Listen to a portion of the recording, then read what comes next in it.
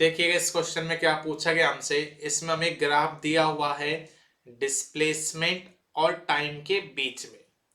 हमें ये बताना है कि डिस्प्लेसमेंट और टाइम का ग्राफ किसको रिप्रेजेंट कर रहा है। तो देखिए ध्यान से, इसमें हमसे क्या पूछा गया है। देखिए इसको प्रॉपर हम ध्यान से डिस्कस करते हैं। ये थोड़ा सा अच्छा सा क्वेश्चन है। तो यहाँ पे आप देखोगे, धीरे धीरे आप देखोगे इसमें क्या हो रहा है। एम्पलीट्यूड इसमें धीमे धीमे धीमे डिक्रीज हो रहा है। तो देखिए किसको रिप्रेजेंट करेगा। सबसे पहले simple pendulum place in vacuum. नहीं, वैक्यूम के अंदर तो मीडियम होता ही नहीं है, तो ये डिक्रीज होगा नहीं। ऑप्शन नंबर फर्स्ट हमारा गलत हो गया। Second option, simple pendulum emerged in water, कि वाटर के अंदर ये इमर्ज होगा, बिल्कुल। तो ये इसको रिप्रेजेंट कर रहा है ऑप्शन नंबर बी। थर्ड देख लो, simple pendulum placed in outer surface, बाहर कहीं होगा, नहीं बाहर का नहीं, कुछ भी नहीं हो सकता। Point mass moving in air, नहीं। ये किसको रिप्रेजेंट कर रहा है कि जो सिंपल पेंडुलम बच्चे वो पानी के अंदर इमर्ज है, तो उसका धीरे धीरे एम्पलीट्यूड क्या हो रहा है, डिक्रीज हो रहा है। तो यहाँ पे हमारा ऑप्शन नंबर बी यहाँ पे करेक्ट हो जाएगा। Clear. Next question number 14। Question number 14 में हमसे क्या पूछा गया है। Which one among the following happens when a swing rises to a certain height from its rest position? कि जब भी कोई भी झूला एक ब्राह्म अवस्था से एक निश्चित ऊंचाई पर जाता है तो क्या चीज चेंज होती है। तो देखिएगा, जब भी कोई भी ऑब्जेक्ट एक निश्चित हाइट तक जाता है तो क्या होगा, उसकी काइनेटिक एनर्जी तो क्या होती है बच्चे, डिक्रीज होगी। और जो पोटेंशियल एनर्जी है वो क्या होगी, इंक्रीज होगी। क्योंकि ऊपर जाने पे क्या होगा, हाइट इंक्रीज होगी, और हाइट इंक्रीज होने पे पोटेंशियल एनर्जी भी इंक्रीज होती है। तो देखो ऑप्शन नंबर देखो, ए में क्या बोला है हमसे, इट्स पोटेंशियल एनर्जी डिक्रीज, गलत, इंक्रीज होनी चाहिए। It's kinetic energy decrease while potential energy increase, बिल्कुल सही है। पोटेंशियल एनर्जी तो क्या होगी, इंक्रीज होगी, और काइनेटिक एनर्जी क्या होगी, डिक्रीज होगी। क्लियर। देखो सी और डी भी देख लो, बहुत potential and kinetic are decrease, नहीं दोनों डिक्रीज नहीं होगी, पोटेंशियल तो इंक्रीज होगी। डी क्या बोलेगा, बहुत potential and kinetic energy increase, के दोनों इंक्रीज होगी, नहीं। तो यहाँ पे हो गया हमारा ऑप्शन नंबर बी, कि जब भी ऊपर जाएगा तो इसकी पोटेंशियल एनर्जी तो क्या होगी, इंक्रीज होगी, और काइनेटिक एनर्जी क्या होगी, डिक्रीज होगी। ठीक है। Next question number 15। Question number 15 में देखिए क्या पूछा गया, यहाँ पे ध्यान से देखिएगा। ए particle is executing simple harmonic motion, which one among which one of the following statement about the acceleration of oscillation particle is true? कि जो ऑस्किलेशन पार्टिकल है उसका रिलेशन एक्सलेशन के रेस्पेक्ट में क्या होगा, निकालिए। तो देखिए इक्वेशन आप जानते हैं, सिंपल हार्मोनिक मोशन में डिस्प्लेसमेंट की इक्वेशन क्या आती थी, ए साइन ओमेगा टी। यदि हम बात करें वेलोसिटी की इक्वेशन क्या आती थी, ए ओमेगा कॉस ओमेगा टी। भाई जब डिस्प्लेसमेंट को टाइम के रेस्पेक्ट में डिफरेंशिएशन करेंगे, तो जब डिफरेंशिएशन करेंगे तो यही तो वैल्यू आएगी। और यदि बात करें एक्सलेशन की वैल्यू क्या क्या आती थी, minus A omega square sine omega T. तो यहां से हम देख सकते हैं कि जो एक्सलेशन है वो क्या है, ओमेगा स्क्वायर के डायरेक्टली प्रोपोर्शनल है। तो यहां से क्या हो गया कि जो एक्सलेशन बच्चे किसके directly proportional, frequency of oscillation. ठीक है। तो ऑप्शन नंबर देखो यहाँ पे क्या ठीक रहेगा, ऑप्शन ए में पढ़ो। ये क्या बोल रखा है हमसे, it is the always in opposite direction of the velocity. क्या ये हमेशा वेलोसिटी के अपोजिट डायरेक्शन में होगा एक्सलेशन, नहीं, कोई जरूरत नहीं है, हमेशा थोड़ी होगा। It is proportional to the frequency of acceleration, sorry oscillation. तो ये जो एक्सलेशन होगा वो फ्रीक्वेंसी ऑफ ऑस्किलेशन के डायरेक्टली प्रोपोर्शनल होगा, बिल्कुल होगा। देखो यहां से निकाला भी हमने, तो ऑप्शन नंबर ए हमारा यहाँ पे करेक्ट हो जाएगा। जो फ्रीक्वेंसी ऑफ ऑस्किलेशन है उसके डायरेक्टली प्रोपोर्शनल होगा क्या, एक्सीलरेशन। ठीक है, next question number 16। Question number 16 में क्या पूछा गया, देखिए हमसे यहाँ पे क्या बोला गया है, which one among the following four particle whose displacement x and acceleration ax are related as is executing simple harmonic motion। तो देखिए हम एक्सलेशन का फॉर्मूला जानते हैं, एक्सलेशन का फॉर्मूला क्या होता है, माइनस ओमेगा स्क्वायर एक्स।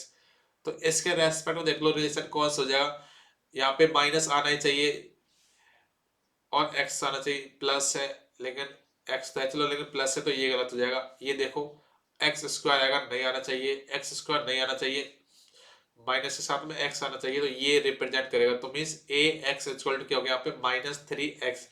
तो यहाँ से हम बात करें ओमेगा स्क्वायर की वैल्यू क्या हो गया यहाँ से 3, तो ओमेगा की वैल्यू क्या हो गया यहाँ पे √3। तो कौन सा सिंपल हार्मोनिक मोशन की इक्वेशन हो गया बच्चे, यहाँ पे ऑप्शन नंबर यहाँ पे डी हो जाएगा हमारा। Next question number 17।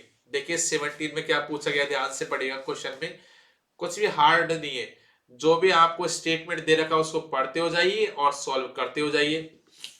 देखिए 17 में क्या बोला हमसे, a particle executes linear simple harmonic motion with amplitude of 2। तो एम्पलीट्यूड हमें दे रखा है कितना, 2 centimetre. Next when the particle is at 1 centimetre from the position, और इसका डिस्प्लेसमेंट मतलब y कितना दे दिया, 1 centimetre. Next the magnitude of the velocity and acceleration are equal, और आपको क्या रिलेशन दिया हुआ है कि इसका जो मैग्नीट्यूड है वेलोसिटी का और एक्सीलरेशन का दोनों क्या इक्वल है। तो हमें क्या बताना, देन इट्स टाइम पीरियड। तो हमें इसका टाइम पीरियड बताना है। तो देखो हमें यहाँ पे रिलेशन दिया गया, वेलोसिटी और एक्सीलरेशन क्या है, दोनों एक दूसरे के इक्वल है। तो चलो ये इससे निकल आएगा। वेलोसिटी का फॉर्मूला आपने पढ़ा होगा, क्या होता था, वेलोसिटी का फॉर्मूला क्या होता था, ओमेगा अंडर रूट में A square minus Y square equal to acceleration की वैल्यू आपने पढ़ी क्या होती है, ओमेगा स्क्वायर बाई। ठीक, ये हमने पढ़ी है। माइनस आता है लेकिन माइनस कोई काम नहीं, इसको रहने दो यहाँ पे। तो देखो यहाँ पे क्या आएगा, यहाँ पे वैल्यू लिख दो पहले तो, ओमेगा स्क्वायर बाई को लिखते हैं 1 ओमेगा इंटू एम्पलीट्यूड की वैल्यू दे रखी कितना 2, तो 2 का स्क्वायर माइनस 1 का स्क्वायर। तो एक ओमेगा से एक ओमेगा चल जाएगा, तो यहाँ से क्या होगा, ओमेगा इक्वल टू 2 दूनी 4 में से 1 गया तो कितना हो गया ओमेगा हमारा 3 अंडर रूट में। पूछ गया टाइम पीरियड, और यहाँ पे एक रिलेशन आपने पढ़ा होगा, टाइम पीरियड इक्वल टू क्या होता है 2 पाई अपॉन ओमेगा। तो चलो यहाँ से वैल्यू रख दो, यहाँ से 2 पाई अपॉन ओमेगा की वैल्यू कितना आ जाएगी अंडर रूट में 3। तो टाइम पीरियड की वैल्यू कितनी आ जाएगी यहाँ से 2 pi upon under root 3। 2 pi upon under root 3 भी 3 मीन्स क्या आ जाएगा, यहाँ से ऑप्शन नंबर हमारा ए करेक्ट हो जाएगा। ठीक है, next question number 18। Question number 18 में क्या बोला गया देखिएगा, following figures show displacement versus time curve for a particle executing simple harmonic motion, which one of the following statement is correct. तो यहाँ पे हमें डिस्प्लेसमेंट और टाइम वर्सेस ग्राफ दिया हुआ है, तो यहाँ पे हमें बताना है कि कौन सा particle executing simple harmonic motion को बताता है। तो देखो यहाँ पे हमें बोला बताया गया ऑप्शन नंबर ए में, देखो phase of the oscillation particle is same T equal to 1 और टी इक्वल टू 3। क्या सेम फेज है क्या दोनों पे, 1 पे और 3 पे टाइम पे। तो देखो 1 का आ जाएगा यहाँ पे आ जाएगा, 3 क्या आ जाएगा यहाँ पे आ जाएगा, नहीं यहाँ पे क्या रही इंक्रीज होने के बाद आ रहा है, लेकिन यहाँ पे डिक्रीज होने के बाद आ रहा है, तो ए तो नहीं होगा। सेकंड में देखो क्या बोला है, टी इक्वल 2 पर 8 पे 2 क्या हो रहा है डिक्रीज होने की कगार पे यहाँ पे, और 8 पे क्या हो रहा है 8 पे इंक्रीज हो रहा है, तो ये भी गलत हो जाएगा, सेम नहीं होगा। थर्ड पे क्या देगा 3 पर 7 पे, देखो 3 क्या हो रहा है, 3 क्या डिक्रीज होने के बाद में आ रहा है यहाँ पे 3 यहाँ पे आ जाएगा, और 7 और कौन 7 और 6 के डिक्रीज होने के बाद, हाँ ये दोनों लगभग से हमारे 2 और 6 एक जैसा है, तो इसके बाद में ये, तो हमारा ऑप्शन नंबर 8 सी यहाँ पे करेक्ट हो जाएगा, इन दोनों का फेज सेम हो जाएगा। नेक्स्ट फोर्थ तक देख लो, चेक कर लो फोर्थ में भी क्या सही तो नहीं कही गलती से। फोर्थ में क्या दे रखा है, डी में क्या दे रखा है 4 और 10, तो 4 का क्या हो रहा है इंक्रीज होने की कगार पे बीच में, और 10 में, लेकिन 4 10 पे डिक्रीज होने की कगार पे, तो ये भी हमारा गलत हो जाएगा। तो बेटे यहाँ से क्या आ जाएगा हमारा ऑप्शन नंबर सी बेटे हमारे यहाँ पे करेक्ट आ जाएगा। भैया 3 पे और 7 पे क्या सेम फेज है, एक जैसा वर्क हो रहा है यहाँ पे, ठीक है। तो ऑप्शन नंबर सी हमारे यहाँ पे करेक्ट हो जाएगा। नेक्स्ट नेक्स्ट हमसे क्या पूछा गया यहाँ पे क्वेश्चन नंबर 19 में, देखिएगा, देखिए the time period of A the time period of a simple pendulum made using a thin copper wire of length L and type T. Suppose the temperature of the room temperature in which this simple pendulum is placed increase by 30 centimetre. इसका क्या हो गया, जो simple pendulum है इसका temperature हमने increase कर दिया वहां पे, मतलब जो रूम का टेम्परेचर इंक्रीज हो गया, ठीक है, जिसमें सिंपल पेंडुलम रखा था। तो इससे क्या पूछे हमसे, what will be the effect on on the time period of the pendulum. तो टाइम पीरियड पे कुछ फर्क पड़ेगा क्या, देखो पेंडुलम का टाइम पीरियड का फॉर्मूला क्या होता है, 2 पाई अंडर रूट में एल अपॉन जी। तो जो भी कुछ होगा वो जी से नहीं होगा, पाई से नहीं होगा, जो भी कुछ होगा एल से होगा। अब हम जानते हैं, देखिए कॉपर है, यदि हम टेम्परेचर इंक्रीज करते हैं तो कॉपर का जो बार है वो भी क्या होगा, थोड़ा सा इंक्रीज होगा।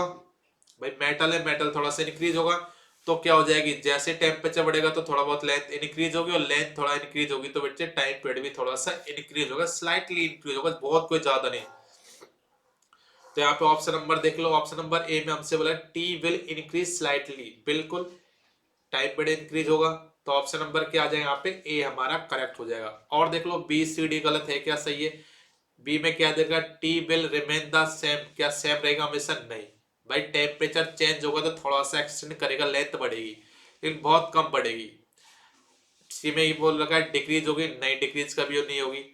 डी में बोल रखा है बिकम्स 2 टाइम्स, नहीं इतना भी ज्यादा नहीं बढ़ता, कम बढ़ता है लेकिन स्लाइटली थोड़ा सा बढ़ता है बस, ठीक है। तो ऑप्शन नंबर ए हमारा करेक्ट हो जाएगा। Next question number 20, question number 20,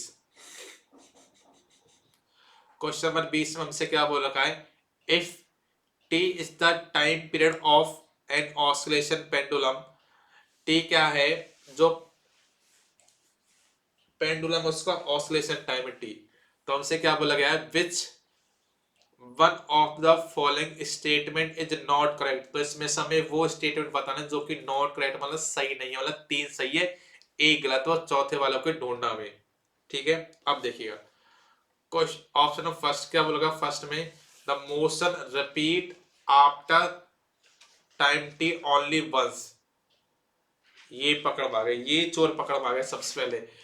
इसने क्या बोल रखा है कि जो मोस्ट सिंपल पेंडुलम में जो मोशन है बेटे वो केवल टाइम टी के बाद में एक बार रिपीट होती है, क्या एक बार रिपीट होती है, नहीं बेटे। तो हमारा यही ऑप्शन गलत है, तो लेकिन आंसर भी हमारा यही है क्योंकि हमें गलत वाला ही सिलेक्ट करना है, ठीक है। तो ऑप्शन नंबर ए सही हो जाएगा। देखो बी सी डी को भी डिस्कस कर लो, क्या दे रखा हमें, पी में क्या बोला, T is the least time after which motion repeat itself, बिल्कुल टाइम टी के बाद मोशन रिपीट होगा बार बार। Next motion repeat itself after N T where N is a positive integer, बिल्कुल। नेक्स्ट भाई इंटीजर आगे कुछ भी आ सकता है, 2t 3t जो भी होगा। T remain the same only for small angular displacement, small angular displacement के लिए टी हमेशा सेम रहेगा, चेंज नहीं होगा। तो यहाँ पे ये हमारा फर्स्ट गलत हो गया, ये क्या बोल रहा है कि टाइम टी के बाद केवल एक बार ही ऑस्किलेशन होगा, नहीं एक बार तो नहीं होता है, फिर क्या सिंपल हार्मोनिक मोशन एक बार ऑस्किलेशन होगा, नहीं बहुत बार होता है, एक से ज्यादा बार तो होता ही है, ठीक है। तो ऑप्शन नंबर ए हमारा इसका सही हो जाएगा 20 का। 21 में देखिए, 21 में हमसे क्या पूछा गया है, तो देखिए डरना नहीं है, लैंग्वेज को देख के डरना नहीं, कुछ भी नहीं है लैंग्वेज में, बस आपको डराने का काम किया गया। तो देखिए क्या बोला गया हमसे यहाँ पे, तो आपको यहाँ पे बोला गया बेटे, यहाँ पे ध्यान से देखिएगा आप, तो यहां से हमसे पूछा गया है इसने, the time period of oscillation of a simple pendulum having length L, जिसकी लेंथ एल है, and mass of the bob is M ए और गिवन टाइम टी है। If the length of the pendulum is increase to 4 है, यदि जो pendulum उसकी length को क्या कर दिया हमने 4 गुना कर दिया, तो L dash is equal to 4 है। एक तो ये कंडीशन दे रखी है हमें। And the mass of the bob is increase to M, और जो एम डैश मतलब इसका जो मास अच्छी है 2 गुना कर दिया। ठीक है, ये एक रिलेशन ये दी है। Next, then which one of the following is the new time period of oscillation, तो ऑस्किलेशन का न्यू टाइम पीरियड कितना हो जाएगा, तो चलिए निकालते हैं। टाइम पीरियड का फॉर्मूला आप सभी जानते ही है, क्या होता है 2 पाई अंडर रूट में एल अपॉन जी। तो चलिए निकालते हैं। टी डैश इक्वल टू क्या हो जाएगा 2 पाई अंडर रूट में एल डैश अपॉन जी। अब चलो वैल्यू निकालते हैं 2 पाई। देखो सबसे पहले तो हम जानते हैं कि किसी भी पेंडुलम के टाइम पीरियड में मास का कोई भी फैक्टर नहीं आता, मास से इंडिपेंडेंट होता है टाइम पीरियड। तो लेंथ कितनी बची, कितना की थी 4 गुना, तो 4 एल अपॉन जी। तो देखो यहाँ से कितनी वैल्यू आ जाएगी, तो टी डैश इक्वल टू क्या आ जाएगा यहाँ से 2 पाई, 4 को बाहर लिया तो कितना होगा 2 अंडर रूट में एल अपॉन जी। तो यहाँ से क्या होगा टी डैश इक्वल टू 2, और ये पूरा क्या बन जाएगा हमारा टाइम के इक्वल हो जाएगा। तो जो टाइम पीरियड जो चेंज हुआ बच्चे पहले वाले के कितना आ जाएगा 2 गुने के बराबर आ जाएगा, मतलब 2t means option number B हमारा करेक्ट हो जाएगा। क्लियर। Next question number 22। देखो ये तो उससे भी डराने वाला क्वेश्चन है, लेकिन क्वेश्चन से आपको डरना नहीं है। जो लैंग्वेज में आपको दे रखा है बस उसको लिखते हो जाइए, सिंपल सीधा क्वेश्चन हो जाएगा, कोई डाउट आएगा नहीं। अब देखो इसको, ये देखो और सिंपल होगा क्वेश्चन, जितनी बड़ी लैंग्वेज क्वेश्चन उतना ही सिंपल होगा, बस आपको डराने का काम करता है वो। तो देखो क्या बोल रखा है हमसे, a pendulum clock is lifted to a height where the gravitational acceleration has a certain value G. कोई भी एक पेंडुलम क्लॉक है जो कि एक हाइट पे है जहां पे ग्रेविटेशनल एक्सीलरेशन की वैल्यू कितनी है जी है। Another pendulum clock of the same length, जिसकी भी लेंथ क्या सेम है, but of double the mass of the Bob, लेकिन इसका जो मास है वो क्या है 2 गुना है। तो मास तो से कोई काम है नहीं, मास का तो कोई टाइम टाइम पे कोई फर्क पड़ेगा नहीं। Next, and another height where the gravitational acceleration is G by two. हाँ, जो जी डैश है उसकी वैल्यू कितने होगी बच्चे जी बाई टू। ठीक है, तो क्या बोला गया बच्चे यहाँ से, the time period of the second pendulum would be, तो सेकंड पेंडुलम का टाइम पीरियड फर्स्ट के मुकाबले कितना हो जाएगा, तो चलिए निकालते हैं। तो टाइम पीरियड का फॉर्मूला क्या होता है, T dash equal to, sorry simple पहले निकालते हैं। फर्स्ट पेंडुलम के लिए टाइम पीरियड का फॉर्मूला क्या आ जाएगा 2 पाई अंडर रूट में एल अपॉन जी। तो सेकंड जो पेंडुलम था जब हमने जी की वैल्यू यहाँ पे चेंज हुई है तो कितना हो जाएगा टाइम पीरियड में चेंज, तो वो निकालते तो कितना हो जाएगा 2 पाई अंडर रूट में, लेंथ तो क्या सेम दे रखी, केवल जी में चेंज हो जाएगा तो जी डैश। तो चलिए इसकी वैल्यू निकालते हैं, क्या आ जाएगा T dash equal to 2 pi under root में एल अपॉन जी की वैल्यू कितना हो जाएगी जी बाई टू।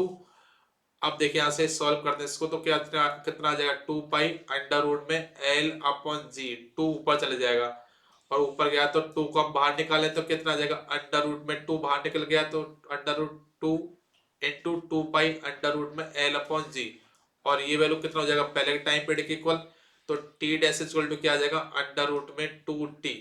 तो जब हमने सेकंड पेंडुलम की जो acceleration due to gravity G by two होगी तो इसका टाइम पीरियड पहले के अंडर रूट 2 के मल्टीप्लाई के इक्वल हो जाएगा, मींस ऑप्शन नंबर हमारा ए यहाँ पे करेक्ट आ जाएगा। ठीक है, तो ऑप्शन नंबर ए हमारा करेक्ट हो जाएगा। Next question number 23। अब देखिएगा 23 में हमसे क्या पूछा गया, ध्यान से देखिएगा इसको।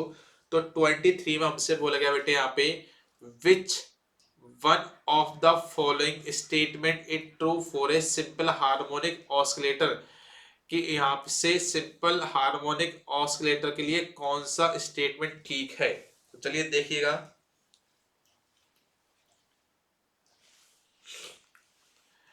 देखो फर्स्ट क्या बोल रखा है, force acting is directly proportional to the displacement. बिल्कुल भाई हमने जानते हैं फॉर्मूला क्या होता है F equal to minus K x.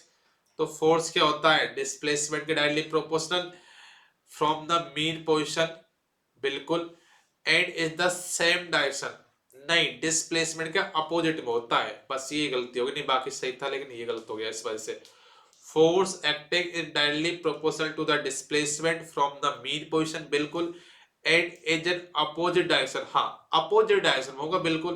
भाई जैसे मान लो ये कोई सिंपल पेंडुलम हमारे पास, इसका डिस्प्लेसमेंट ऐसे हो रहा है, तो रिस्टोरिंग फोर्स क्या होता है, डिस्प्लेसमेंट के जस्ट अपोजिट होता है। तो हमारा ऑप्शन नंबर क्या हो जाएगा बेटे, यहाँ पे बी करेक्ट हो जाएगा। और फोर्स और डिस्प्लेसमेंट एक दूसरे के डायरेक्टली प्रोपोर्शनल होता है, लेकिन डायरेक्शन अलग होती है फोर्स की और डिस्प्लेसमेंट की। Next question number 24। देखिए 24 में हमको क्या क्या दिया हुआ है, हमको क्या दिया हुआ बेटे यहाँ पे, time period of a 1 metre long pendulum, length हमें दी हुई कितना, 1 मीटर, और इसके लिए हमें वैल्यू किसके निकाली, टाइम पीरियड की वैल्यू निकालनी है। तो चलिए निकालते हैं। देखिए टाइम पीरियड का आप फॉर्मूला जानते हो क्या होता है, 2 पाई अंडर रूट में एल अपॉन जी। तो चलिए इसकी वैल्यू रखते हैं 2 पाई अंडर रूट में, लेंथ कितना बच्चे 1 मीटर अपॉन जी। जी की कुछ वैल्यू नहीं है तो इसमें 10 मान लेते हैं। ठीक है, अब देखिए टी इक्वल टू 2 पाई की वैल्यू कितनी होती है बच्चे, 3.14 इंटू अंडर रूट में 1/10, और 3.14 को हम लगभग कितना मानते हैं बच्चे, अंडर रूट 10 के इक्वली मानते हैं। तो चलिए सॉल्व कर लेते हैं, 2 इंटू अंडर रूट में 10 इसको मान लिया, इंटू 1/√10, तो इससे ये कट जाएगा। तो टाइम पीरियड कितना बचा बच्चे, यहाँ से 2 सेकंड हमारे यहाँ पे टाइम पीरियड आ जाएगा। ऑप्शन नंबर सी हमारा यहाँ पे करेक्ट हो जाएगा। भाई जैसे 3.14 को अंडर रूट 2 मानोगे तो यहाँ से चीजें सिंपल हो जाएगी, नहीं तो इसको बाई चांस सामने 10 की जगह 9.8 मान लिया और यहाँ पे कटेगा नहीं। आप क्या क्या सॉल्व करोगे, वहां कैलकुलेटर कैलकुलेटर तो आपके पास है नहीं है, सॉल्व कैसे करोगे आप, तो आपको सिंप्लीफाई करना ही पड़ेगा ऐसे। ठीक है, नेक्स्ट देखिएगा क्वेश्चन नंबर 25। देखिएगा 25 में, देखिए 25 हमसे क्या पूछा गया है, देखिएगा तो हमको बोला गया a simple pendulum having bob of mass m and length l, time period t। ठीक है, if the mass of the bob is double, mass का तो कुछ भी दिया, डबल 3 गुना कर दे, कुछ भी कर दे, इज्जत नहीं देनी, भाव नहीं देना, क्योंकि मास पे टाइम पीरियड डिपेंड करता ही नहीं। ठीक है, and length of the string is half, तो एल डैश इक्वल टू क्या हो गया, L/2, हाँ लेंथ पे फर्क पड़ेगा। Then the time period of this pendulum, तो चलिए निकालते हैं। तो टाइम पीरियड का फॉर्मूला क्या होता है, 2 पाई अंडर रूट में एल अपॉन जी। तो यदि हम बात निकालें टी डैश, टाइम पीरियड अब कितना हो जाएगा जब लेंथ चेंज करेंगे, तो 2 पाई अंडर रूट में L dash upon G. T dash equal to क्या हो जाएगा, 2 पाई अंडर रूट में एल डैश इक्वल टू कितना होगा, L/2 अपॉन जी। तो यहाँ से टी डैश इक्वल टू क्या आ गया बच्चे, 2 पाई अंडर रूट में L/2 जी। तो यहाँ से क्या वैल्यू आ जाएगी, देखिए 2 को बाहर निकाल लो, 1/√2 को बाहर निकाले तो कितना आ जाएगा, 2 पाई अंडर रूट में L अपॉन जी।